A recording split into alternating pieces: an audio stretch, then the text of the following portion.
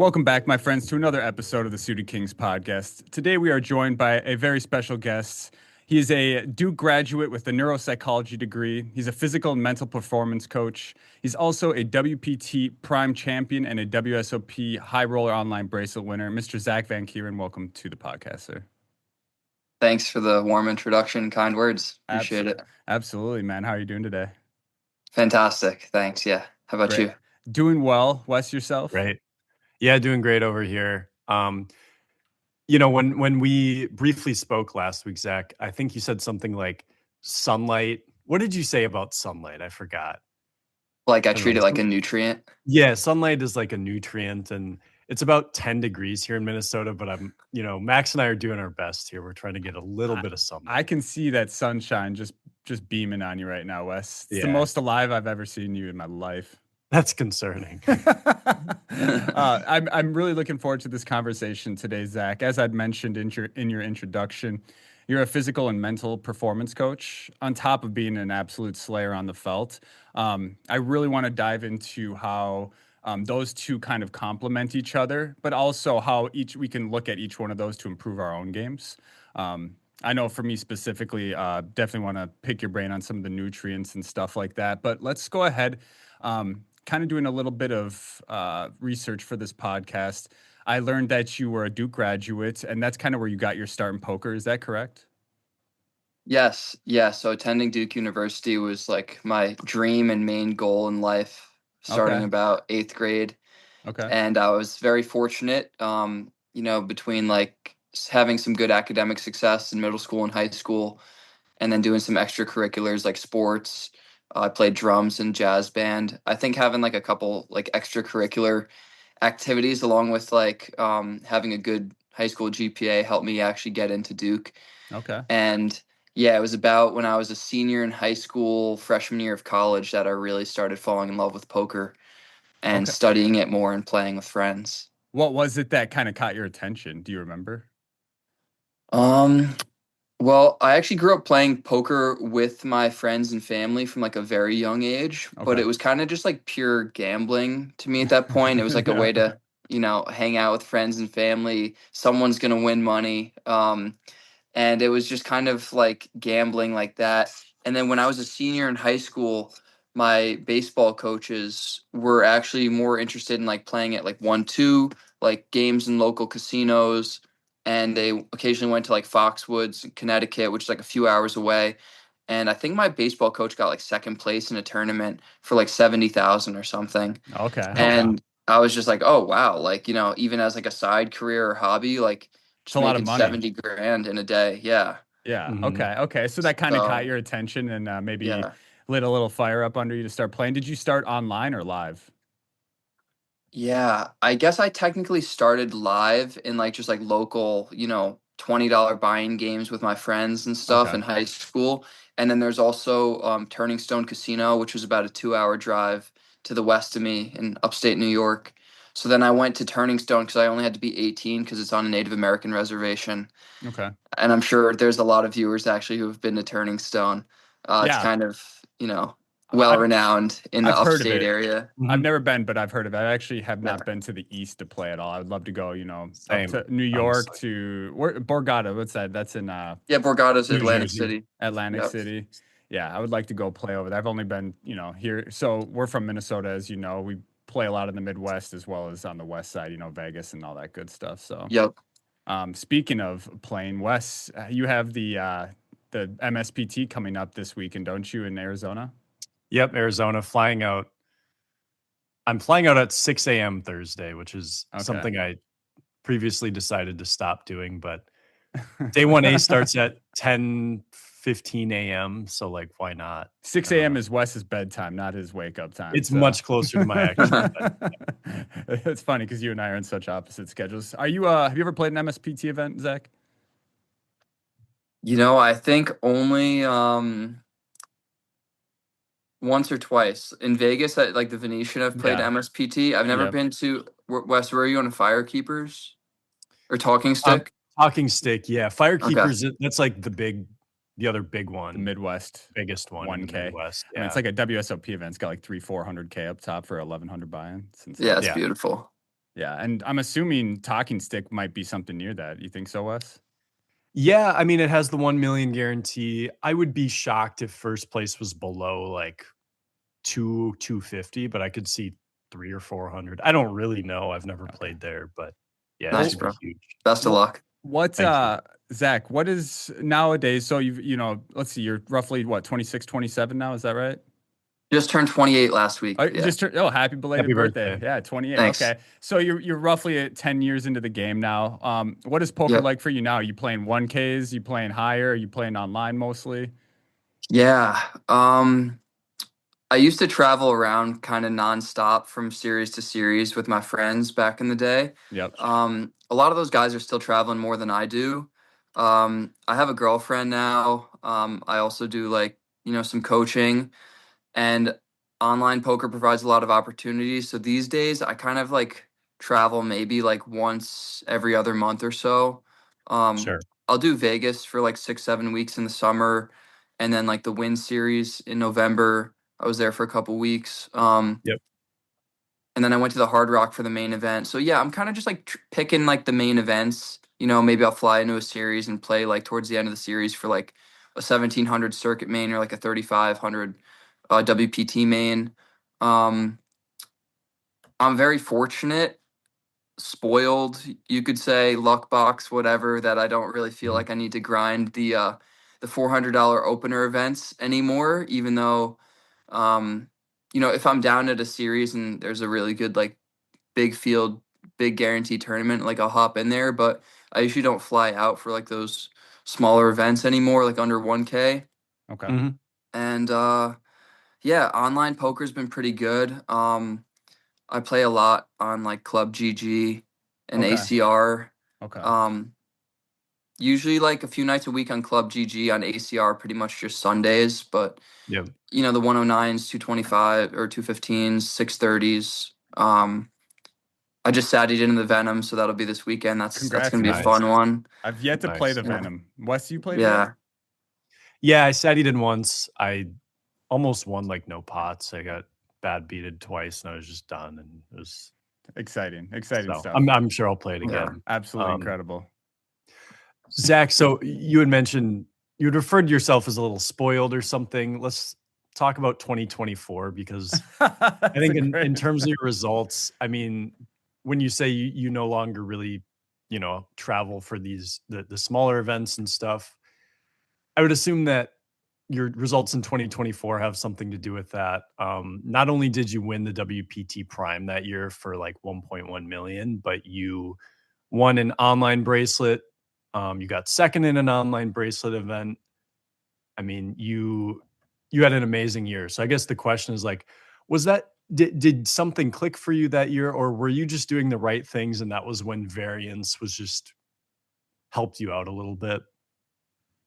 Yeah. Um, so I think I've been on a good path with regard to poker study and play from like a fundamental GTO perspective, so to speak. Like my theoretical game has gotten really good over the Mhm, last 5 to 6 years when I've just been kind of studying with the right players, like paying for coaching from really good players. mhm. And I just had like a lot of things that clicked for me where like I saw the game in a different way. And I think it's been key for me that I've continued to study over the years. And then I would say I've really like I don't think 2024 was like, oh, I was just doing everything differently. I think it was just like I was in a really good path with, poker study, and then also my health and wellness just being in a really good spot. Um, you know, Continuing to work on mindset related things, meditation, spending time with just, you know, the right kind of community, and having like mentors in like a mental and emotional health space. Like again, I offer life coaching services, right? But I have my own life coaches Yep. and Mhm. therapists who help me out with a lot of stuff. And I would say that that's really been key for me to just, have someone to talk to on a weekly basis about my goals, about things I'm struggling with or challenging or finding challenging, and just kind of getting that momentum boost on a weekly basis. Um, it's like I can help myself out in a lot of ways, and I do, but it definitely helps having other people to speak to. So, I invest in my own poker coaches, I invest in my own life coaches. I continue to listen to a lot of, podcasts and do research into like health and wellness and modern findings on nutrition and exercise related science. And that's just kind of like what I'm a nerd about and really passionate about. That's awesome. And I love finding like health and wellness things, like whether it's with like modern Western medicine studies that are coming out these days, or whether it's like a book on yoga from like literally 2,000 years ago, right? Okay. Talking about breathing techniques and like meditation techniques. Like, I think there's just so much wisdom out there from like all different cultures. And I just like taking what I learn and then like experimenting with it in my life. Lucky Chewy was That's actually awesome. discussing that kind of same topic with us about, learning about other ancient cultures and learning a lot of wisdom from them. You actually set up a ton of Mhm. different segues to take there. Let's start with this one, and then I kind of want to dive into studying because you mentioned that as well. But for those, a lot of listeners here don't either have the financial backing, or maybe that's the wrong way to put it, but they just don't have the ability to have a life coach or a poker coach. What are some resources that you could maybe recommend to people who can't get their hands on a life coach or a poker coach that could still help them improve their mental mind space, their mental mind space, their mental space, or their health, all of that stuff? Any topics you can think of?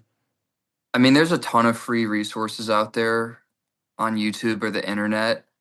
Even Chat GPT Yeah. like is an How incredible trustworthy is it? resource. Is it pretty good to work with? And yeah, because I've asked for, to help me make Yeah. a healthy meal plan for 1 week, and it gave me something. I'm just curious how effective that actually is. Yeah. I mean, so you can never really trust the internet or Chat GPT like fully, right? Yeah. But if you kind of question it and like again, there's better videos than I can explain right now, but basically like you can prompt Chat GPT in a way that is going to give you better answers, and you can like refine the searches and make sure like kind of fact check it in certain ways. So Okay. I think honestly, it's an incredible resource. I'll even use it to like double check. Like, for example, I didn't go through medical school, right? I'm not a doctor.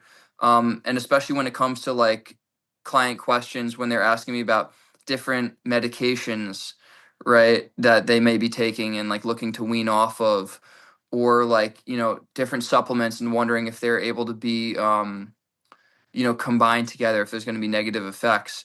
Like, I've done like a good amount of research, but like I'll still use ChatGPT to like double check, like, hey, the ingredients in these things, are these going to have like negative consequences when combining, and what kind of things, how much certainty can I have over this before explaining this, like for myself and my own health, for my family's health, for my clients' health. So you know, it's a double-edged sword.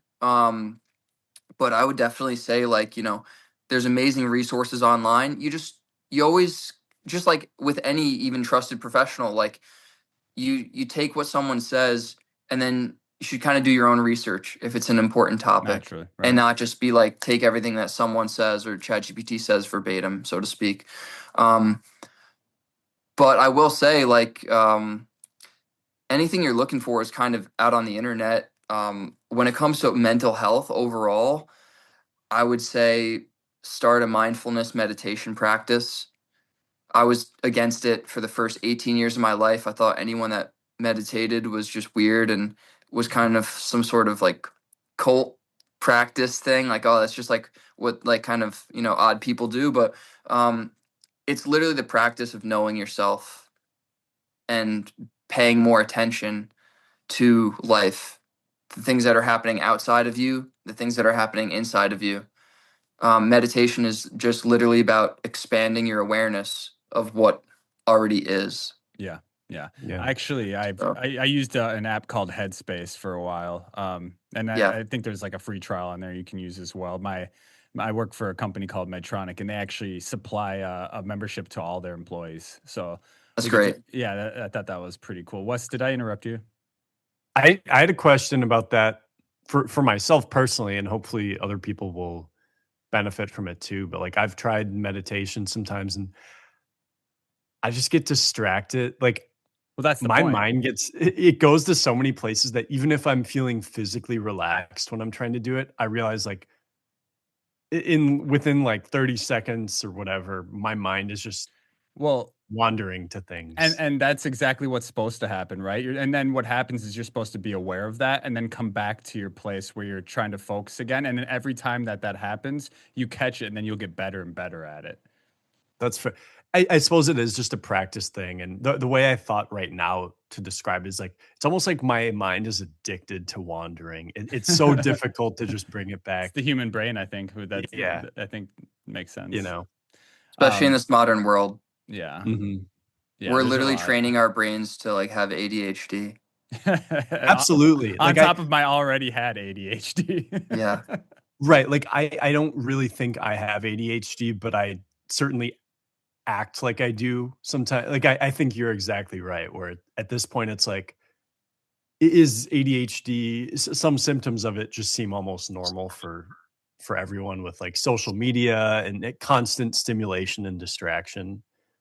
Yeah. So, Let's move into the other topic I want to discuss, which you had brought up, Zach, studying. So everybody mm, has their own way of studying. We ask every guest how they study, and there's always multiple different ways. What does studying look like to you? There's so many different forms of poker, right? Even like no limit hold'em. Um, it totally depends on the format you're playing. Some people play a lot of, single table sit and goes. Some people play a lot of multi-table tournaments. Some people play cash games. Some people play heads up cash. So I would say studying can be more or less efficient, and I think everybody ultimately they realize, time is super valuable, right? Years fly by, months fly by, weeks fly by, years fly by. And we want to be efficient with our studying. We want to study so that we're making more money, but that we're not wasting unnecessary time that's not going to move the dial that much or that's going to take mhm, time away from playing poker, spending time with our family, friends, whatever else we want to do, right? So I would say efficiency in studying is huge. And the way we get efficient in studying is number one, figuring out what kind of format we actually want to study for, right? Like if you're playing like mainly MTTs, don't be buying a cash game course and spend your time studying cash, right? Or if you're like vice versa, right? If you're playing a lot of cash, like don't be like studying like MTT stuff. You should also be studying like the most common scenarios that come up, so to speak, to drill those the most, right? Like it doesn't really make a lot of sense to be like studying like early position versus plus one, like four bet pots and stuff, like 200 bigs deep if you're like a tournament player, right? mhm, Um, like if you're a tournament player, like probably be studying a lot of like open jam ranges versus like limp or min raise ranges, like 30% of field left, like nearing bubble or like in the money.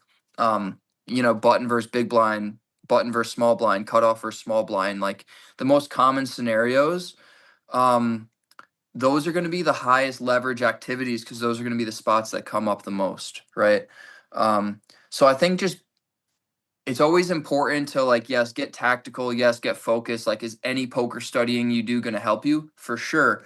I think it's also important to zoom out and figure out, hey, if I want to study, Monday through Friday, an hour a day this week, right? 5 hours to study. Well, that's going to go by really quick. So if you can kind of zoom out a little bit and be like, you know what, this week I'm just going to work on three bet pots, late position, or whatever it is, right? Um, zoom sometimes I like to think about this in life too, and it's not just in poker, it's in a lot of things. It's like if you can take a step back, you really take 10 steps forward because you get to see the whole playing field a lot more. So I think there's definitely benefit in sometimes slowing down. Um and that kind of ties into meditation too, right? Like Wes is saying, man, I found it so hard to just sit in 30 seconds, my mind is wandering and I lose track. It's like that's amazing to notice because it's not just happening when we try to meditate, it's happening every 30-second block for our entire lives. So we're trying to mm, focus on anything, studying poker, being present in a conversation with your loved one, working on a work email, right? Like things that like we feel are important, we're doing them and we just get distracted. And it's we can feel defeated about it and just say, man, my brain's shot. Like there's just no chance I'm ever gonna accomplish this. Or you can use that to be like, wow, it's time to improve my focus skills.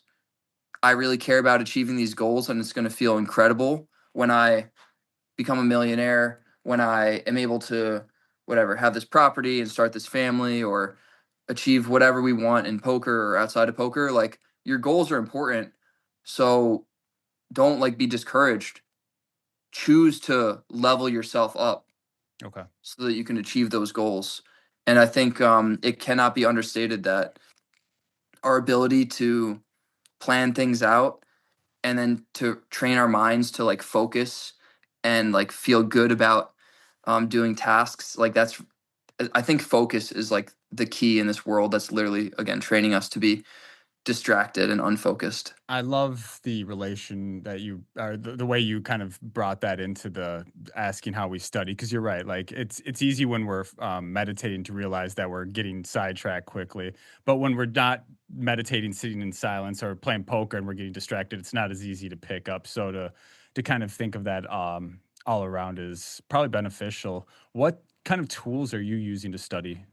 I think there's amazing courses out there for whatever format you're playing, right? If you play MTTs, there's some great courses out there. Um, if you're playing cash games, there's some amazing courses. Uh, I'm not going to name specific ones just so people don't know what I, used to study with, but I will say some overarching like big tools that are helpful. I would say GTO Wizard is great. I would say Hold'em Resources Calculator, HRC, is really good, especially for like tournaments and ICM.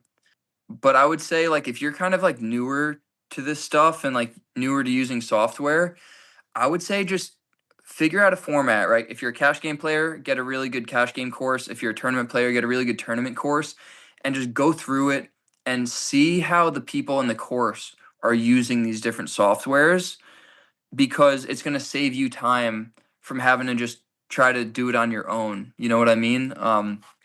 So I think that's kind of like been very helpful in my career is just getting a few courses to like see how these like top players are thinking, talking about hands, what they've kind of distilled from all their solver work. And then from there, you also get a feel for, okay, here's a unique spot that I want to study that came up in a session last night. Now I know because I've seen this player like run that solve before. Okay. Okay. Yeah, absolutely. So one thing I'm sure you've heard, and I think we hear all the time is, well, we're not playing against a solver, so we don't need to really worry about what that says. How would you respond to that? Yeah. There's definitely an argument that, yeah, you're not playing against a robot, so why would you want to study how solvers play against each other, right? And I think again, I'm sure you guys have like have your own opinions on it. But my take is that you cannot exploit, right, and play exploitative poker. You cannot exploit other players playing a game wrong if you don't know how to play the game right, Hmm. I think right? that's well So put. Yeah. so it's the argument is that, oh, I'll just play street poker, exploitative poker or whatever. But like a GTO player, if someone is really like sick at like understanding like how robots play against each other, they're also going to understand like, hey, this is the line, right? For example, I'll just use a random example, right? But like, let's say someone should be calling, the worst hand they should be calling with is like king six, right? On a certain board, like king six. And if they call down with like king five, king four, king three, king two, it's clear that they're overcalling, right? On rivers. Mhm. But if you didn't study to like kind of understand where that line is, right? Then you might just kind of feel intuitively like, oh, like should he call with a six or should he call with a like a weak king? Like, yeah, probably sometimes and this seems fine. And then you're just kind of like flying by the seat of your pants. But if you're the type of player who understands like frequencies and you can see, hey, this person is slightly overcalling. They're not even calling with like, let's say a queen on this board, right? They're just calling with like too weak of like a king or something. Well, now you can be like, actually, if they're overcalling rivers, my bluff frequencies go from, you might say like 33% to Down. literally 0. Yeah. Mm-hmm. That And makes an sense. exploitative player might not know where that line is, and they might just keep bluffing, right? And burning money. Whereas, Yeah. Yeah. Fair yeah. point. So again, I think it's a flawed argument. I think just people are lazy and don't want to study, and That's it's kind of easier to what. play street poker. You don't have to study. So anyone who just thinks they're a great exploitative street poker player and don't want to study, I suggest they keep doing that and letting everyone else who's And going to play you study heads up, maybe. crush them. Play Yeah. your heads up rolls. Honestly, we've kind of went over this question a lot on the podcast, and you're aligned with exactly how we view it as well, especially in these tournaments that we play, these mid-stake tournaments where it's a lot of recreational players. Um, yeah, it sets learning GTO sets a foundation, and it also helps you understand those lines, like you said, so you can then start making exploitations that you normally wouldn't be able to figure out. So not from your perspective, but from someone say that would play with you a lot. We've never got the opportunity to play with you. Would they see you as a theory-based poker player, a field player, a mixture? Like, how do you think you're perceived as a poker player? I think a mix. And I think that's one of the strongest parts of my game is that even though I have like a pretty good theory background and I'm continuing to study more and more, um, I really do my best to be very present when I'm playing, to just pick up on anything I can pick up on. Ooh. Like I'll play some hands that are off the rails. I had a guy well, all right. I guess I'll share it. So this was in the 3,500 last week in Yeah. Florida. Okay. Day one, we're kind of nearing, middle of the day, end of day one. This young kid, two to my left, was like three betting me quite a bit, and I just kind of, I had some like bottom type opens, toward the bottom of range. I just had to fold a few times to his three bets, Yep. and then I opened the button with Queen Eight of Hearts. And I had piles. We started with like 50K. I had like 200 at this point.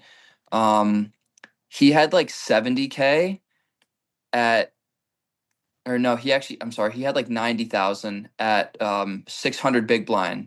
Okay. So he had 150 bigs. 150, Yeah. Yeah. I opened the button to 2.5x. He three bets the big blind to 11 bigs. Obviously, Queen Eight of Hearts taking a flop this deep. Yeah. Yeah. As Um, well, so I, especially in position. Yeah. Yeah. It's obviously I get screwed sometimes against better hands, but like Yeah. we're infinitely deep. Yeah. Mhm. And I felt like I was kind of picking up on some reads from this kid. So I call, flop a double gutter on 10-9-6 rainbow. Okay. So a jack or an 8. 7. All right. Yeah, 7. I'm sorry, jack or a 7. Yeah, you're Yep. right. Jack or a 7 makes me a straight. Rainbow with a heart, not that important. He bets a quarter. Great flop though. We ain't folding. That's for damn sure. Yeah. For sure. I could raise right away. But again, we're so deep, I'm in position. I'm Yeah. not gonna have a ton of raises. And also like kind of a disaster if he wants to put in, like, not that he should, but if he puts in a three bet with his like aces, kings, queens, and I have like, an open-ended straight draw effectively, it's just kind of a gross spot. So I like to call. Yeah, I like that. I would probably lean the same Wes you. I mean, Yeah. with position, and then also the ability to potentially bluff on later streets if needed. Then yeah, Yeah, I like call. The one thought I had here is I feel like people kind of auto C bet quarter or third or whatever. Like and on a lot of spots it's good, but this strikes me as a board where he can do some checking or bigger betting. Like I don't think he just has to flick in quarter it pot seems here. auto. It definitely seems auto C bet. But anyways, continue. Sorry to. Yeah. Yeah, no, I agree. I agree. It actually is a board where he probably should be doing a good amount of checking. Mhm. Because he can just be dead a lot of times. Like, Yeah. when I have like a set or a straight, like he's drawing to like two outs a lot with his overpairs. So, Mhm.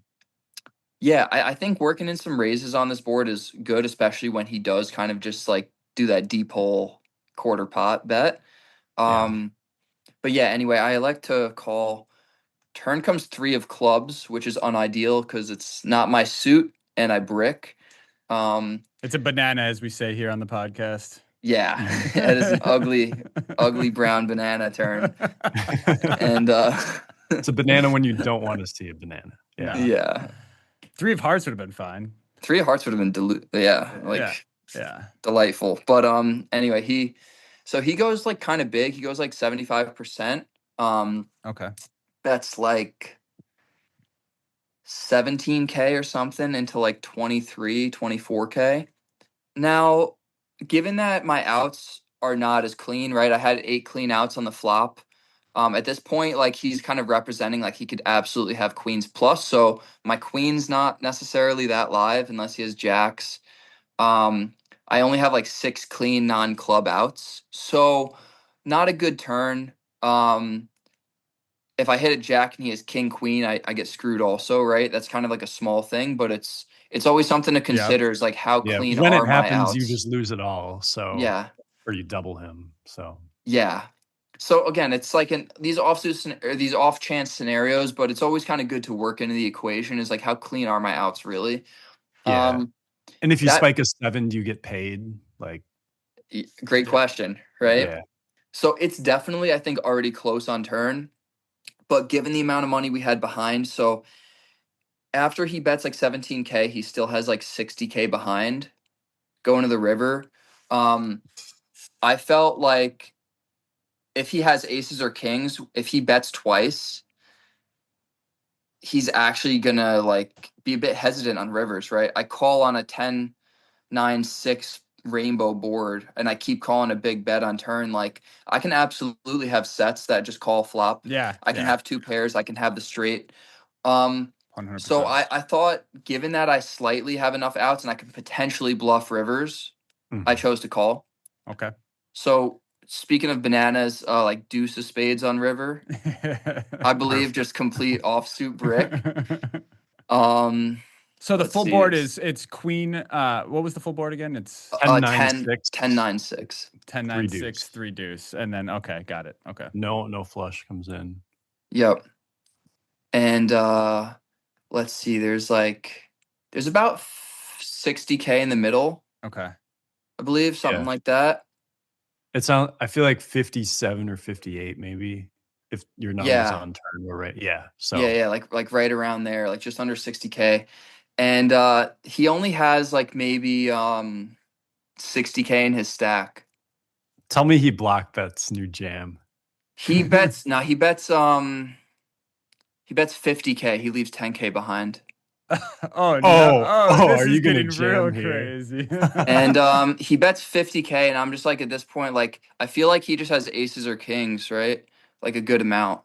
He can have jacks and queens, I guess, but it's thin. And I'm just like, man, this is gonna look insane, but if he has aces or kings and I jam here, like how does he think he's ever good? No, it's literally it's funny. It's one of those spots where no one ever bluffs. So like, but the odds he's getting to call are just so huge at that point. But like 12, 15 to 1 or something. But remember that hand with Jungle Man where he bet what was it? There's like a spot where he won the I think it was the PPC or the and he got Ryan Lang to fold, getting like 100 to 1 or something. Yeah, exactly, because he thought he was never bluffing, and it was a spot where he was. I don't remember if he was value betting worse or bluffing, but it was one of the two. And so this is kind of similar to that. Tell me he folds, please. So I couldn't even take that long, right? Because let's say I had like the nuts, like I'm not gonna Hollywood and be like a dick and just take 3 minutes and then jam. I'm like, if I have to do this, I have to do it like within a minute to look like I'm not being like a dick or something. Yeah. So that was kind of weird too, but yeah, I took like 20 seconds and just jam, and the kid is just like verbally like freaking out. He's like, no, how can I be beat here? How can I be beat? And he just like mucks his cards so angry. I mean, those are in the $3,500 Sherpa, right? I have mad respect for people like you can pull those triggers. I mean, that's a sick one. That is a sick one. The other thing I did think of too is you even lose to bluffs like queen jack suited, king jack, king queen. Like, so you can fold those are like his snap I folds when hope you they're do not Yeah, this. triple yeah. barreling that hand though, like queen jack, for example. Or is that Why not? Just queen high, right? well? It'd be oh yeah, queen high. Never mind. I Yeah. again, yeah, you are correct. I represented All the good, board in all my head. good. Yeah, Yeah. yeah, he can. I get some snap folds from his bluffs that I lose to, which is great. Um, And if you fold out actual value, like yeah, that's pretty sick. yeah. So that was a scary one.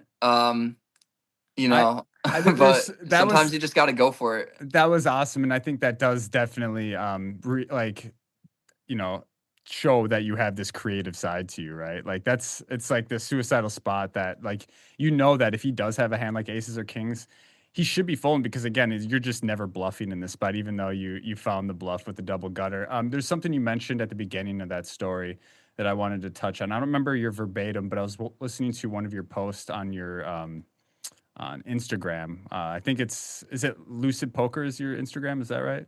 Yeah, yeah. Lucid_poker. Looser_poker. And you have a bunch of cool little clips on there. And one of them was mentioning about removing your emotions so that you can pick up on others. Do you remember that clip? Yeah, I think that's It's like, yeah, just so you can like being able to, you were doing another podcast, I think was where the video is taken from. And you were yeah. mentioning about how you need to remove your emotions so that you can make space to like pick up on other people's, how they're feeling. Could you touch on that maybe a little bit? Yeah. So I think, emotions is it's kind of like a hot topic these days, Right. right?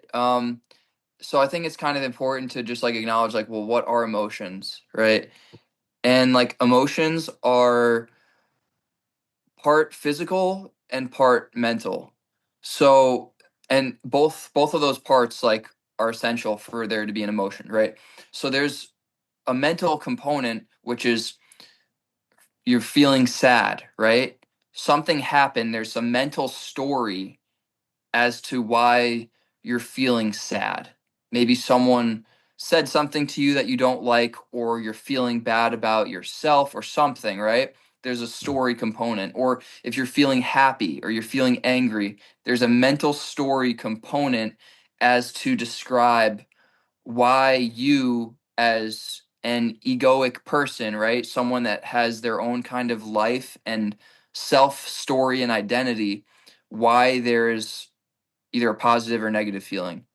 Then there's also, which is a lot of times we don't notice this part consciously, but there's some sort of physical feeling in our bodies that accompany emotions.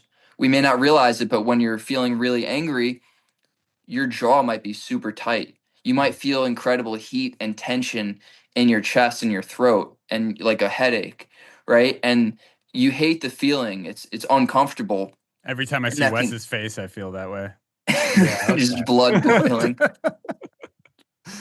right? And then when like you're sad or like feeling depressed, it might be something else. It might just feel like a pit in your stomach or just like low energy, right? So there's a component um that is again part mental, part physical or energetic. Now, a lot of times if we're not aware of our own emotional state, we're just kind of projecting how we feel onto our reality. Is like we're in a bad mood, we're really upset about something that happened, and now it's just life sucks, the world sucks, like everyone is like miserable and depressed, and it's actually like, oh no, actually like that's just like how I'm feeling today. So I'm kind Hmm. of projecting this vision, like it's like wearing glasses, right? Like if you're feeling depressed, like you're just kind of wearing your depressed glasses and looking at everything through that Yeah. during that lens when you're feeling that way. Yeah. And if you're in a truly incredible mood where like, I don't know, let's say you just like won a poker tournament, Hmm. right? For like 100K. And like you might go outside and like there's like nasty stuff happening in the news, but you got your joyful glasses on where everything you look at, you're just kind of seeing the bright side of things and like, right? So if we're not aware of our emotions, we're thinking that reality is a given way, even though it's actually our projection.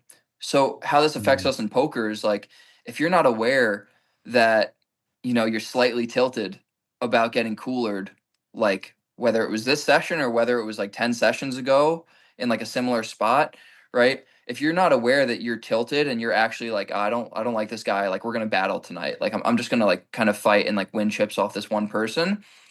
Yep. If you don't consciously have awareness of that, you're going to be projecting and finding ways to just get out of line a little bit, right? And you're going to think like, oh, this person is like they're blasting it off into me finally, like I'm going to just like stack them here, they're just like punting it off, when it's like, no, actually you just wanted them to punt it off. Mm-hmm. And in fact, they're just top of range and you're just calling down with the bluff catcher when they're never bluffing you in the spot, right? Or like it wasn't the spot you thought it was. So again, I think meditation in general is just amazing for mental health and sanity.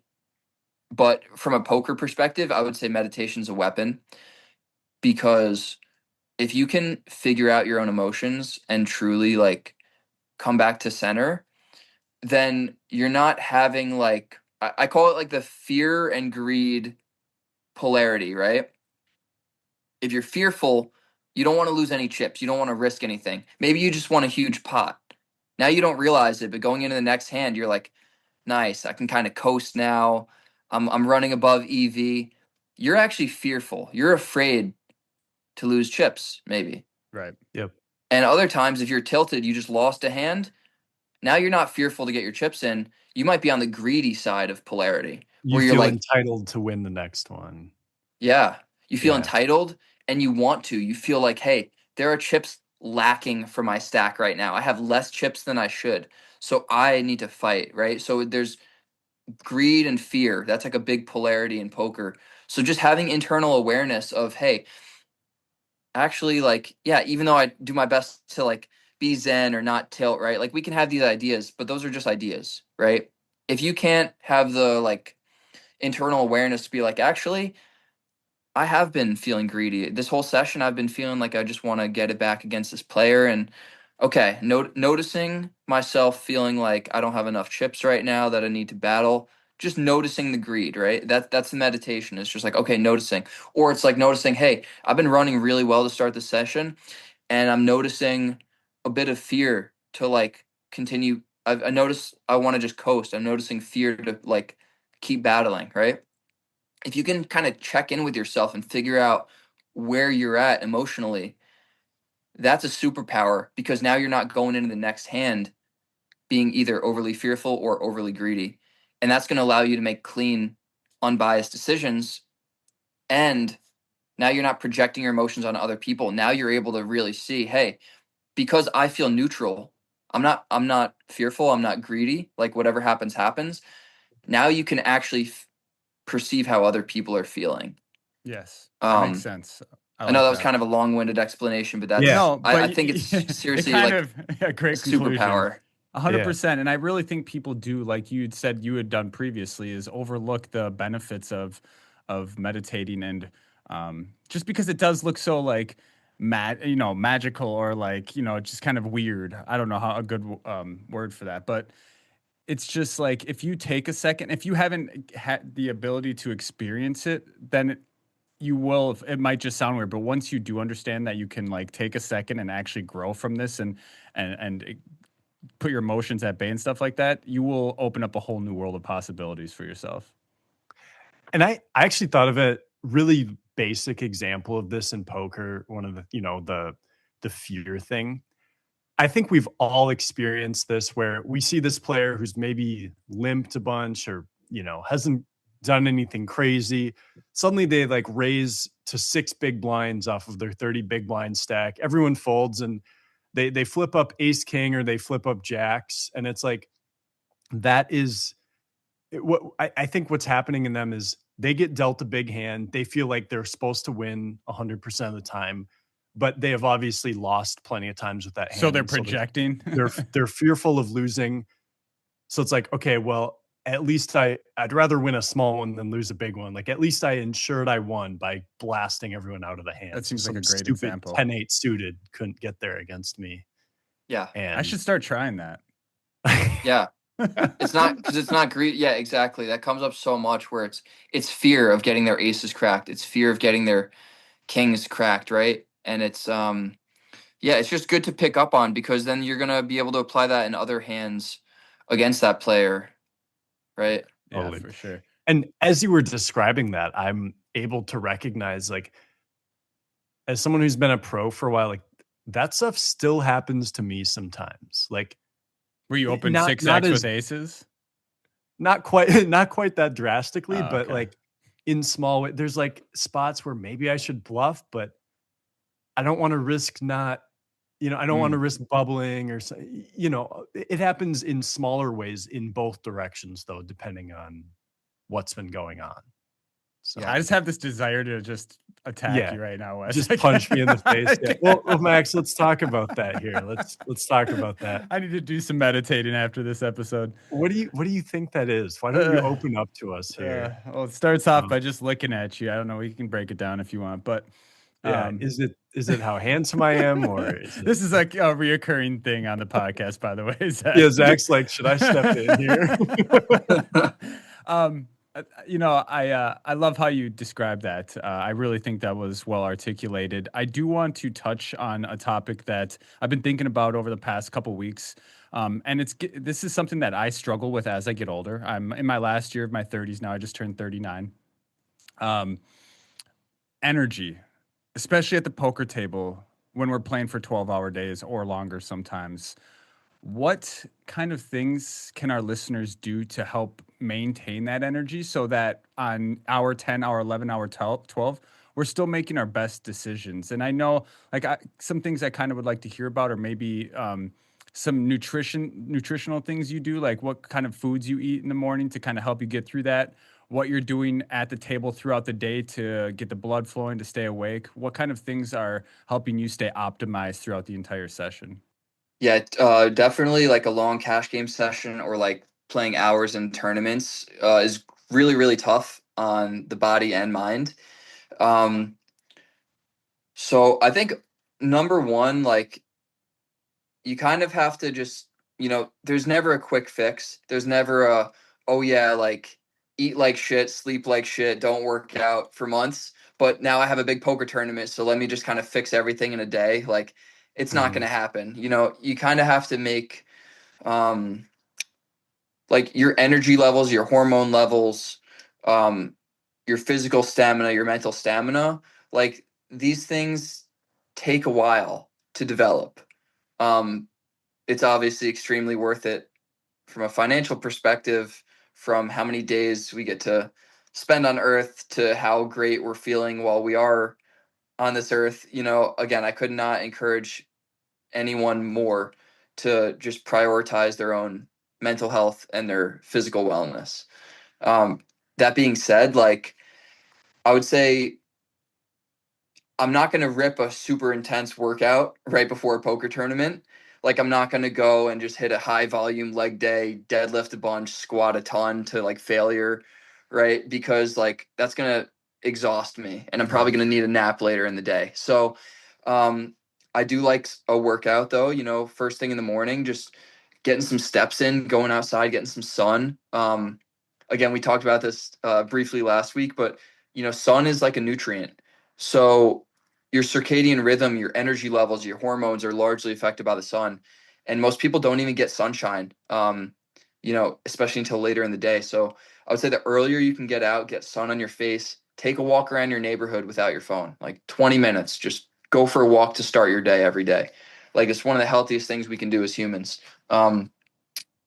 So getting some activity, right? Even if it's just going for a walk, um, body weight exercises, do some air squats in your house, do some lunges, do some push-ups, just Uh, get your blood pumping, right? shout out to Daniel Kennedy.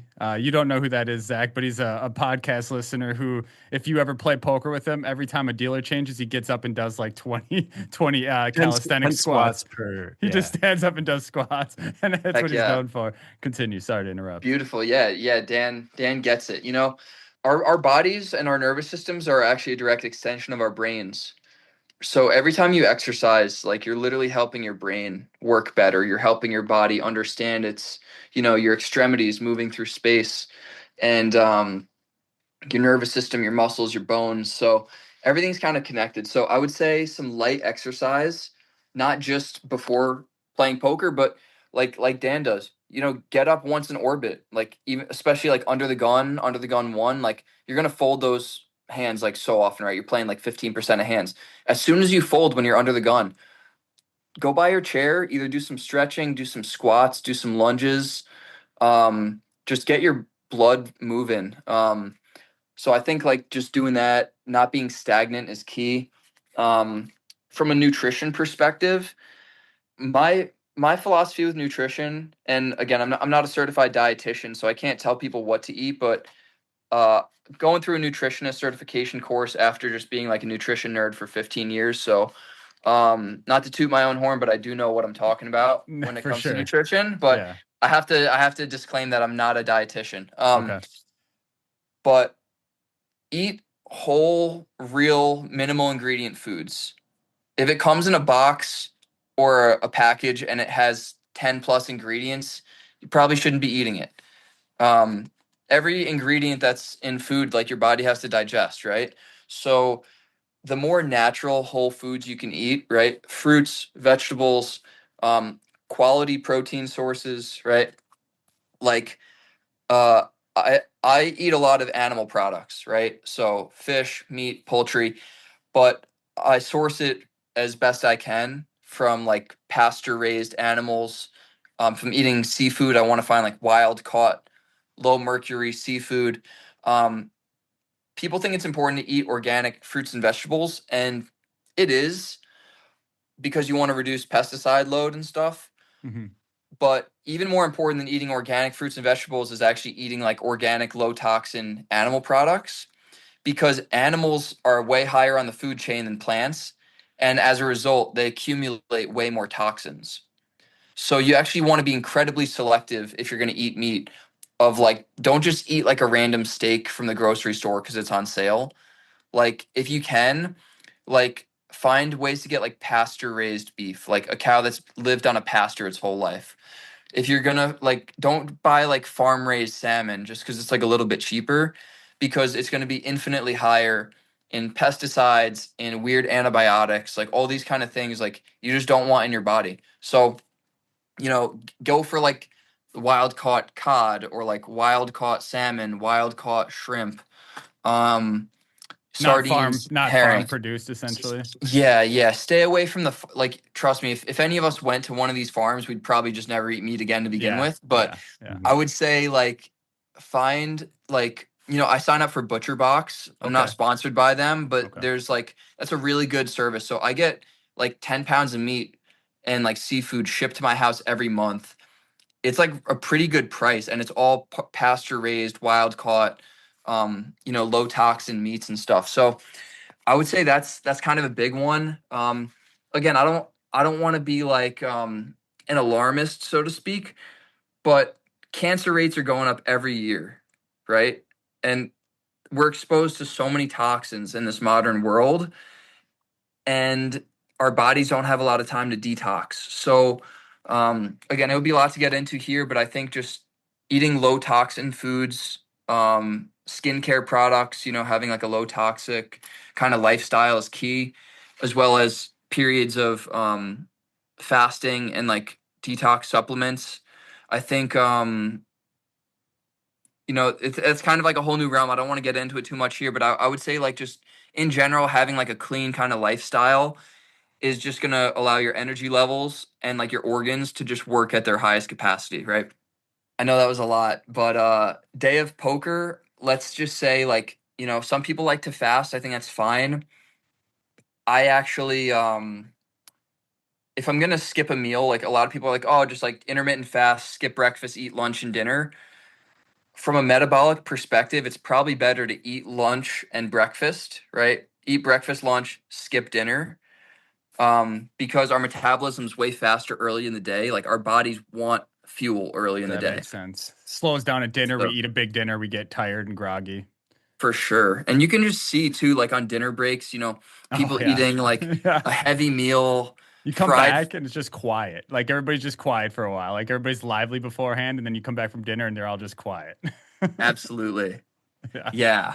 So I guess, if we're being specific with poker again, I don't want to get too much into like generalized stuff, but like, yeah, day of poker, your quality protein, fats, carbs, load that up early in the day, right? Like have an omelet with some like chicken sausage and some fruit, Hmm. right? Something like that. That's kind of like a go-to for me is just quality protein and fats. Again, like, right, like eggs, grass-fed butter, whatever you're cooking it in, avocado oil, whatever, some avocado, some fresh fruit, kiwi, strawberries, whatever. Like fuel yourself up early in the day, and then kind of have that energy throughout the day when you're playing poker. You don't want to eat too big of a meal. Right? Because if you have to play and focus, you're going to be sitting down. You're actually not digesting that well. So I would say stay away from super intense workouts, super intense heavy meals. Um, Stay away from like a lot of people take energy drinks, but like you should not have to drink an energy drink to stay awake. You Mm-hmm. know, It's like a be very, band-aid almost for a bad lifestyle. for sure. Yeah, like if you're tired and it's like morning time and you're like a young guy who's like not doing crazy physical labor, like look into that. Because if you're tired, your organs are tired, your brain's tired, your heart's tired.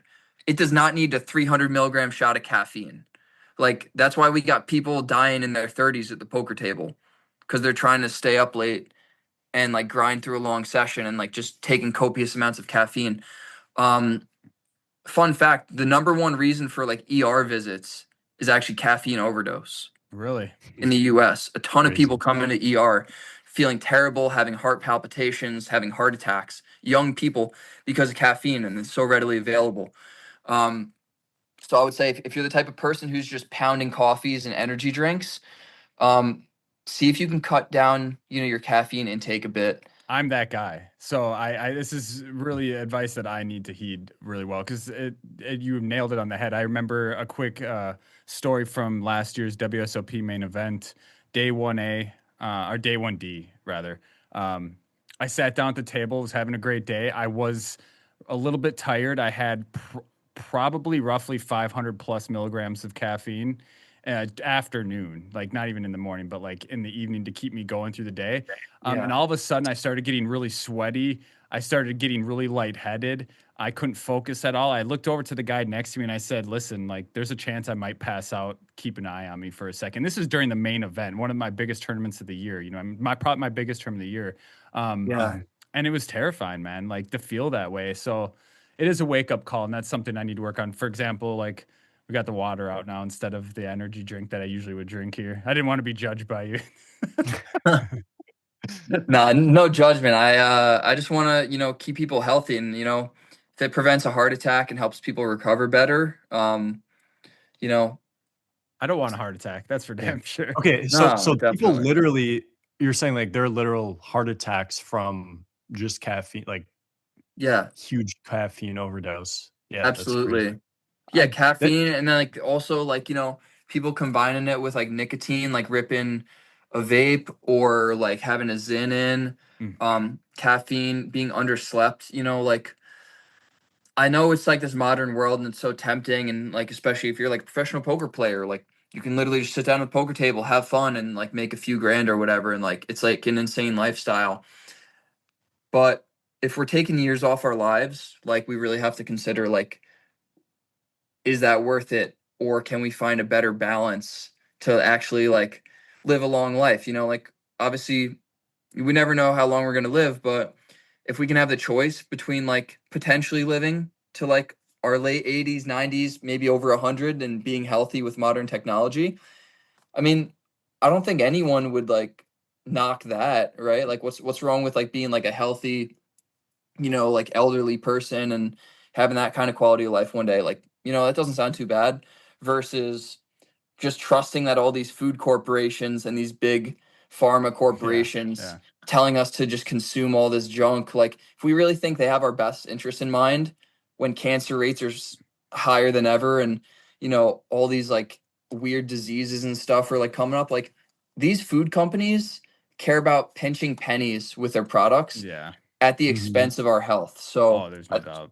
I just think we have to really be careful about like the products we're consuming and how to just and make sure we're living a long life. And with how distracted we are with everything, I mean, the apps, the everything that we, in modern day, the technologies and stuff like that, it's easier for us to ask, was it worth it when the time comes, rather than is it worth it when trying to make a decision for our future. For example, like, most people get to that point where they're then, their health is already at risk, and they're like, I wish I made this decision in the past. I mean, they skip that whole part. So, um, I had one follow-up question to the nutrition that we've been speaking about, and that's, what are maybe some quick power snacks that someone could bring with them to the poker table to help keep them going throughout the day?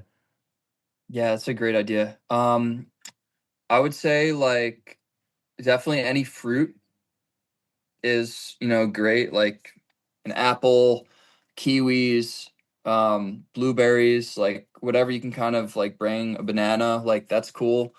I would say like grass-fed beef jerky. Like there's a couple good companies out there. Chomps is like a really good one. Check that out.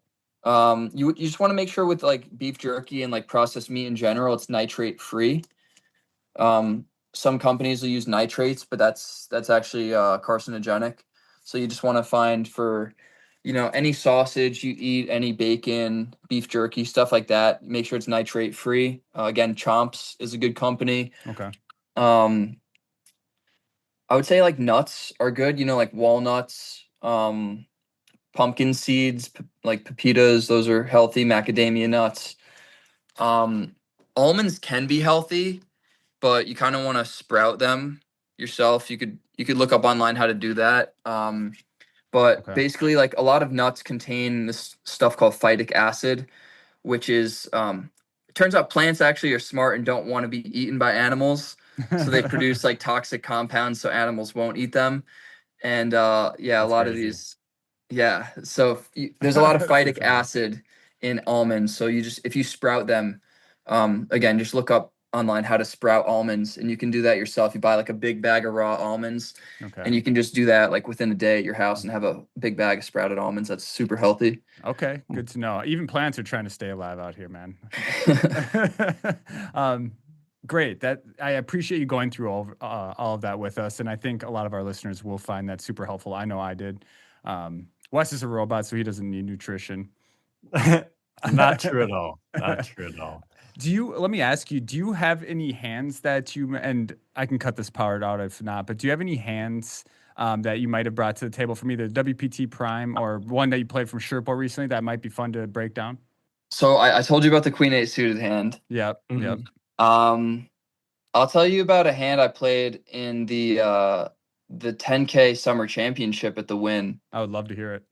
Yeah, that was a fun one against Alex Ponikovs. Okay. Yeah, he's a high roller killer for sure. He's a beast, yeah. Plays like all the Triton 250Ks and all that stuff.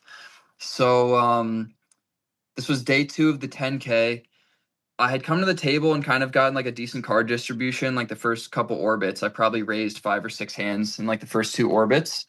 And again, it's a 10K with a bunch of really solid regs. So they were all probably like, yeah, who the hell is this like young kid like getting out of line, right? I kind of just came onto the scene like over the last year and a half. So I think like a lot of these like regs grinding these 10Ks probably don't know me too much, if they've been on the scene for a while. So I'm kind of a newer face, and I kind of realized that.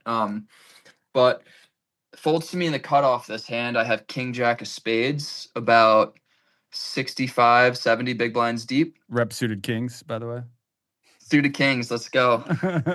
A really good suited king too. Yeah. So King Jack of Spades. That's beautiful. Yeah, I go like 2.2 bigs. Alexi has the same stack. He has 65 bigs in the small blind, and he goes to about 11 big blinds. Pretty standard at the stack depth. Folds to me. If I raise like early position where like I'm going to be tighter, I guess this hand's a candidate for like a 4-bet bluff in a way. But I think when I'm in such late position, it's definitely just a hand that I want to call a 3-bet with and take a flop. I agree with that. All right, in my opinion, I agree with that. Being of the suited variety too, it just has a lot of playability post flop. Yeah. For sure. So again, I'm going to be dominated sometimes, right, against Jacks plus and like King Queen and what Ace Jack. But again, a lot of playability. I beat some of his hands like Jack 10 suited, Queen Jack suited. So yeah, we're gonna take a flop. Flop comes 8-4-3 rainbow. What I'm sorry, position was Alexian? he's in the small blind. Okay. I'm sorry, actually 8-4-3, two hearts and a club. So not Okay. my suit. Okay. And he bets about half pot. He bets like 27K into like 50K, 54K. He bets exactly half pot. Which is like, probably like 12 bigs and like 24 bigs. Now I have to say, like, I was kind of talking with him, like it was funny. I raised and then he 3-bet and I didn't even realize because he had like a hat on and like really nice, like probably like Gucci like sunglasses or something. And like when he raised, I was like, oh, like super pro, like Alexei Ponikov's. I was like, what's up, man? And he kind of laughed or whatever. And then like I called and took a flop, right? But I was just like kind of just chatting. Like I like keeping the vibes kind of friendly and loose, kind of like Daniel Negreanu style, just like everyone chatty. And I appreciate that at the table for sure. It just keeps the energy alive and the atmosphere fun. Yeah. It's definitely it's good for the atmosphere, and also like there's so much to be gleaned from like people's like body language and people's conversations. So I feel like, you know, that's kind of like the next frontier of poker is like live reads and just like picking up on like all the psychological stuff at the table. So anyway, like I got him like chatting a little bit or like kind of breaking character before I call 3-bet. And when the flop comes out, I can't say exactly what I was looking for, but like I pick up a read that he just didn't connect with the flop. Okay. That he just like was not thrilled when that flop came out. And you could just right? sometimes have the best hand here as well. On top of that. Yeah, I definitely could have the best hand. Wishful thinking, but yeah, I could have the best hand, but I don't have a backdoor flush draw. I don't have a backdoor straight draw, and but you have position. I do have position, and I have what I consider a pretty good read. Okay. He bets half pot. I could just shut it down. I could just fold, like, in GTO land, right? Hands over, just I fold. Nice hand. But yeah, I decided to just kind of trust my read and just see how things develop. I actually don't hate a raise here given my read, but also I was like, you know what, like I'm in position, like I don't have too many raises, and if he decides to just 4-bet pile, like I was right and he has ace high, he just 4-bet piles his ace high on flop, then like it's also a disaster. So yeah. I was like, you know what, let's just see a turn. Turn comes like another 3, so it's like 8-4-3-3. Okay. Like brick turn, so just one flush draw on flop. He has like 81K behind, and he bets like 30K, leaving 50K behind. He bets 30 into like 100, 108. Like a third pot, 25% pot. And I'm just like looking, because like again, this is like a 10K day too. Like if I jam here, he just has aces, like I'm dead out the door. Like GG's. So I'm like, all right, my read here on him is actually incredibly important. So it's kind of time to do my own little meditation, energy, clear out, making sure I'm not projecting my hopes that he has air onto the situation, but just really trying to figure out, okay, does he like his hand or not? And after I kind of did my thing to just lock in, I just decided, no, he does not like his hand. And I ended up jamming my 80K. He's literally getting like 5-1 on his money. Yep. And he just kind of like angrily just folds.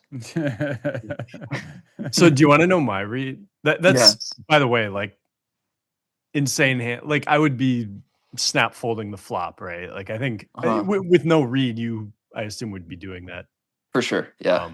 On the pod, I discussed this on the pod. Hold your thought, Wes. Is we call this a conviction play on the pod. It's like we have a feeling, we have a read, and we're not afraid to go with it. It's a conviction play. Wes, continue. So my thought is, your king high, I feel like was just the best hand. So like when because I think he can just check the ace highs. I don't think he's the way you said he doesn't seem to like the flop tells me like he doesn't have the backdoor flush draw. He just doesn't. I'm thinking he has like 10-9 suited, Jack-9 suited without any connection at all. And my thought is like his small, because he could just jam turn with his stack size. He could check it. But my thought is he's going small strictly to try and fold out your backdoor flush draw floats. Like if you had king jack suited with the backdoor flush draw on flop, or like ace jack offsuit with a backdoor flush draw, he's going small to just try and clear out that sort of stuff. Yeah. And clearly you didn't even have that. Like you had king jack suited with no no connection. It's like, so clearly it just wasn't going to work. But yeah, against most sane people, it would have worked. Yeah, yeah. I mean, it would have worked like online. Yeah. I'm curious. Live reads can be so deceiving sometimes, and we're not going to, I don't want to take away your or try and open up what you got that other people don't, but yeah, I guess I don't know how to phrase this. I just want to know what the hell you saw. But that's quite all right. I won't dig too far into that. But I love that though, and I think that's one of the beautiful things about poker. And I think that's something I thrive on personally, or it's something sometimes I will just be out of the tournament there. And that's okay. But as long as I'm comfortable and confident that I went with what I felt was the best play, I think that can be a lot said, even though a lot of times it's against the grain or against GTO. Yeah, it's still ultimately poker's like a strategy competitive game, like you trying to outsmart the other person, right? So there are levels to it. And sometimes, you're going to be dead wrong and your read's going to be wrong. And you're going to lose a huge pot. But facts. Ultimately, like if you're like an experienced player, like if you are an experienced player and you're also like working on live read stuff, like again, like I don't want to say exactly what I was looking for, but like, like I'm not gonna lie, like with my clients, like we talk about that stuff, right? Obviously I kind of have to protect like myself because I only want to work with so many people on this stuff because it's a competitive player pool. And if I'm just telling everyone what I'm looking for, then like 100%, yeah, it's just going to cost me and my clients a lot of money. But again, there are certain things, right, that I'm looking for, and certain reads and kind of tells that I've like developed over the years, and kind of like those kind of mind games. And I think there's a lot of money to be made from it. But yeah, sometimes like you're gonna have a read and it's gonna be wrong, right? But if your reads in general make you like an extra 10% or even an extra 5%, right? yeah, That's huge in poker. that's huge. So big. So the start margins are so thin already. For sure. And I think realistically, like reads can like absolutely get you an extra like 10%, 20%. I Like really hope that the future is exactly how you explained it, though. But that's like the next frontier, the live reads, yeah. because I want poker to go back to those days where you look Mhm. someone in the eye and you're like, this little bitch doesn't got it, but neither do I. But I'm gonna raise them. I don't know, just something along the lines of that. I love that. There's another thought I had with that. I'm not sure where it was going, but yeah, I do love the personal, the you and me playing a hand and then trying to outwit each other of it versus the math side of it. Personally, Yeah. that's for me. So I really hope it does get back there, and I want to see some more 4 and 5 bet min clicks like the 2008 days. Hell yeah. And again, one last point I want to make, I'll keep it quick, but like being able to be so locked in and like you're undistracted, right? Like so many people are just kind of off like on their phones, like doing whatever on Twitter, watching a movie, playing Candy Crush, texting their friends, hand histories and stuff. And like that's cool, but like what if you just fully locked in at the table and started making some reads on the players?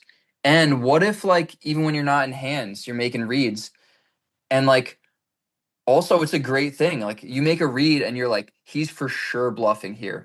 And then he's value betting, whether that's you lost the pot and you lost a bunch of chips because your read was wrong or someone else did. And like people think like that's bad. It's like, no, It's way better than you looking at your phone and not having any reads, because now you just made a read and yeah, it was proved dead wrong. Well, good. You knew what you were looking for. You were locked in. And it's like the fact that he was value betting here when you were sure he was bluffing will like go through your mental perceptions of what you were perceiving. And now you know what it looks like when he's value betting. So, and like it's like I kind like of like that. if you have a business, right? Like you got to take shots. Like in order to have a business succeed, like you're gonna have to take action and succeed sometimes and fail sometimes. If you're just sitting on your couch being like, yeah, I bet if I did this it would work, and I bet if I did this, like you can't theorize, right? Yeah. You have to do it. So I think like living and dying by the sword of your reads is huge, because especially if you're playing against the same player pool, like in tournaments or cash games, like make some big reads, and then if you're right, great, keep getting reads. If you're wrong, great, keep getting reads. And just like, I don't know, I love it. And I don't want to beat a dead horse, but I really think like there's so much to be gained from I don't think you are at all. And reads. a lot of the people that are listening to this do end up playing with the same player pool. A lot of us have we have two local casinos here in Minnesota. And we have listeners all across the world, but specifically the Minnesota listeners, like we play with each other a lot. And I have a lot of reads on a lot of them. They probably have a lot of reads on me. I wish I knew what they were. But yeah, set your phone down and pay attention a little bit can go a long way, 100%. Wes, do you have any last questions before we ask a few wrap up questions? Yeah, one thing I wanted to get into a bit was I've experienced this, and I think a lot of people have too who take poker very seriously, is separating your results from how you're feeling throughout the day, your self-worth, I guess you could say. The more you invest in it, the more you will feel like the bigger of a deal your results will feel like. And how do you get away from that? I have found that visualizing my future, like what's life gonna feel like when I'm like 80 years old, or like on my deathbed one day, right? Whether I'm 100 years old or I'm 80, or like it's a freak accident and I'm like young and just like kind of getting ready to like leave this world. And I feel like that kind of reflection on like what's going to matter to me like in my last moments on earth, that really kind of helps me realize like it literally does not matter how much money I have in my bank account.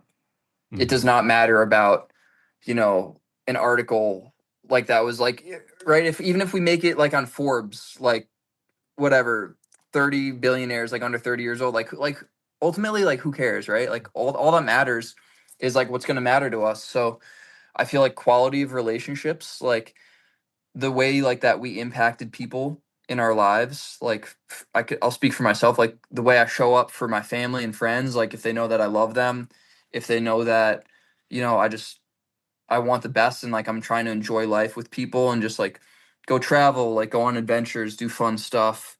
um I love health and wellness, right? If I can like just help people's lives with that and that makes an impact, like that's meaningful.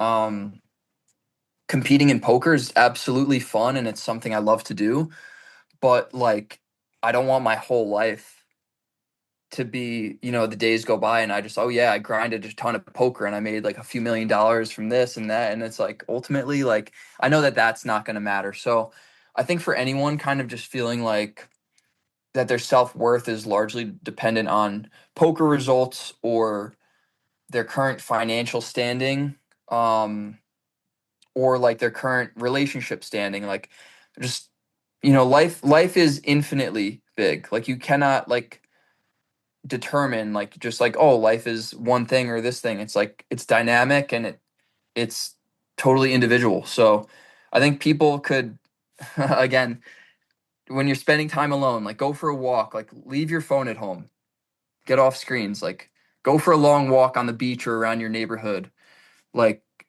sit down just in a chair and like just be okay with like your own existence, right? Just like meditate for like 10 minutes, just be by yourself, talk to yourself, like, and you'll kind of realize you have like this inner love and like respect for yourself. Like you're here, right? We're all just Mhm. kind of here on this planet randomly, so to speak. And like we're just like living this human experience and you can't really put a value on it. Obviously like there's a part of us that wants to compete and like do well by some kind of metric. Um, but like you got to play the games that you want to play in life. So I wouldn't say like just let society tell you like what matters, right? Like, yeah, you need money to pay your bills and shit, but like other than that, like if you'd be happier just having a tiny little apartment and like tending to a garden and having a dog, like do that. If you're the type of person who just like you really want to drive a Ferrari and like make a ton of money and like have a private jet, well, like that's cool too. Like go do that and there's nothing stopping you. It's just make sure you're playing a game because you want to play the game, not Yeah. because you know your friends think this way or your family thinks this way and it's not really a game you want to play because ultimately like time is limited for all of us and you know we only get this life and it doesn't matter what other people think about our lives. Yeah. Do You are, things for the right I reasons. mean, you are Thanks. mature beyond your Yeah. years. I mean, Yeah. as a young 20 something, it's cool to see someone like you just spouting so much wisdom. I mean, it took me an extra decade beyond you to start realizing this stuff. So, but yeah, I think a lot of my importance for me comes from, and this didn't come until the last 5 years. But I finally realized like I got married, and then making sure my relationship with my wife is the most important thing instead of just being this poker player. I think about being a podcast host, and I think it's kind of dumb sometimes. Like I don't want to be known as a host. I want to be known as a great husband. But this is something I enjoy doing, so I'm still. But I guess my point is that's not what I want to be. I want to be a good dad. I want to be a good husband. And I just want to be a good friend. You know what I mean? So Yeah, brother. I appreciate. Beautiful. Yeah, I appreciate you spouting those words of wisdom for everybody. It's definitely important, especially when we get caught up playing. I mean, there's so many people, including myself, who spent a lot of my 20s grinding all day, every day, and just Mhm. kind of missing out on a lot of things that really matter. So yeah, definitely appreciate that. Wes, anything else you had to say here? I mean, we got the recurring question. Should I Yeah, yeah, hit him please with do. that? And I think you've said a lot of things that will relate to your answer to this question, but the question is poker more of an art or a science? Mm, that's a good question. Um, I wonder about this too. Uh, and I kind of wonder in general, like, right? Because like music is like art, right? Like people would say music is an art, but then there's also like mathematical frequencies, right? Like Components, music yeah. can actually be broken down into math, and like the math is actually beautiful. And it's like even things like sunsets and like the shape of trees and like the things in nature that just seem beautiful, like someone's like an attractive person's face or like a mountain or something, right? Like ultimately there's like numbers and math and physics of like the universe like behind what we think is like beauty and art too. So I mean, I guess ultimately in poker it could just be a science that we don't fully understand, but I think ultimately like from a human perspective, like I still consider like music and like all these things, even if there is like a physics behind it, art. I don't know, man. I'm definitely a weird kind of thinker, but I think it's a mix of both. Yeah. That's No, probably the most absolutely. common answer we get, and we get some that are super lean heavy on art, some that lean heavily on science, and probably a good majority do land in the middle. And I think it can be, yeah, I think it's a great mix of both. Again, it's just how you view it. I had a personal question for you, not personal, but one that I have geared towards you Yeah. regarding. You mentioned you were a jazz drummer. I am also a Mhm. musician myself. The intro theme for this podcast I actually created myself. Do Sick. you have any outlets for creativity nowadays? I mean, obviously, poker can be creative, right? Like running these lines and stuff like that. But do you still make music? Do you drum, or what kind of creativity do you find yourself doing these days? Yeah, man. I feel like it's so important to have creative outlets, You honestly, and need it like 100%. yeah, and poker does not. Even if you're finding creative lines, It doesn't that can fulfill it. no, it definitely does not. I love music. I love listening to music. I love even if it's like singing in the shower or like Yeah, driving, dude, the just like best. you know, do that. Like playing drums like on the steering wheel, Yep. like or like on a coffee table. I have an electronic set actually at like my mom and stepdad's house, which isn't too far away. So I have like a Roland TD-25, like nice electronic kit downstairs. Nice. So, and that's good because it'll, it's not too loud compared to like a regular kit. Oh, I mean, significantly more quiet for sure. You can play with headphones with those things. For sure. Yeah. So, yeah, I love drumming, love music. I think writing is also helpful. Like, I guess it's not creative writing, but just kind of like me, like journaling my thoughts at times, just putting on paper, like, what happened this week, if anything eventful happened, or like, usually like emotional swings of like, oh, like this, like really positive thing happened, or whatever else, or this like really challenging situation happened. And I feel like, it's just helpful for me to put my thoughts on paper sometimes. 100%. I also struggle with that. I want to ask the audience listening to this to do me a favor. Whenever you're listening to this, take 10 minutes out of your day today and draw a picture, or download a free beat making software if you like music, and just put a beat together. It's super simple and it's free. Do something to be creative. It'll turn your whole day around. It will get you out of whatever mindset you're in, and you will enjoy the rest of your day, I promise. So make sure to do that. It is one of my favorite outlets. So make sure to do that. Zak, it's been an absolute blast. Thank you for taking the time to discuss all of these topics with us today. It's been super insightful, a lot of fun. I know a lot of our listeners will enjoy the crap out of it. Wes, thank you for looking pretty during the whole thing. Oh, and here I thought it was ugly. Remember, it's like 5 insults. It's 5 insults to one, Yeah. One, I love you. But anyways, yeah. Again, thank you so much, Zak. Guys. Thank you, guys. Yeah, and if you guys want to find Zak online, if you have questions for him, where can they find you, Zak? Yeah, again, I appreciate the conversation, guys, and the thoughtful questions. It's definitely fun to have this podcast. You guys can find me at lucid_poker on Instagram, or you can go to lucidpoker.org. Website's under construction right now, so the best place to find me is lucid_poker on Instagram, or Zak VanKeuren on Facebook. I post some like health and wellness content on Instagram and Facebook. And then you can also just, if any of this stuff we talked about in this call interests you guys, if you feel like it might make sense to like invest to kind of have like a personal mentor or coach, like I have, services that I offer. I also have like an assistant coach. My partner, Josh, he and I run a men's group together. The next wave is launching like in the coming month or so. So we're going to be getting like 10 guys in like a small like Zoom chat every week. We have a weekly call, all different kinds of like health and wellness, peak performance topics.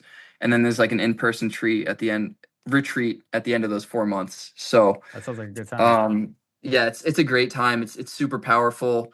Feel free to reach out, follow my stuff on Instagram, and yeah, but if you guys want to get in contact, you can always book a free call, just a 15-minute consultation, get to know each other, and there's never any pressure to, but if someone feels like it's worthwhile to like invest in like more of a regular meeting schedule, then we can always discuss those options. But yeah, awesome. I hope that at least the free stuff I post online is also valuable for people. I will say that I do follow you on Facebook and on Instagram, and I watch your Facebook stories and your Instagram posts, and they are really motivating.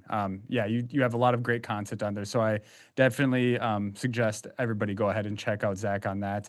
With that, guys, please do us a favor. At the Suda Kings podcast here, we appreciate any sort of thing you can do to help support the podcast, such as giving us a 5-star review on whatever platform you're listening to it on. On YouTube, hitting the subscribe button. We don't have videos on YouTube. We just have our audio format on there, but you can find, including this podcast, on there as well. We have our merch you can find.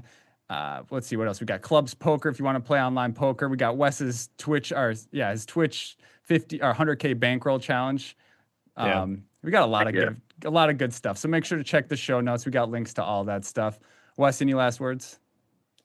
No. Zak, thanks for coming on. I think this was a really useful and a very unique discussion, 100%. And I enjoyed it. Yeah. Right. Thank you, guys. Seriously, it was a pleasure. And I wish you guys all the best. Feel free to, reach out. Don't be a stranger.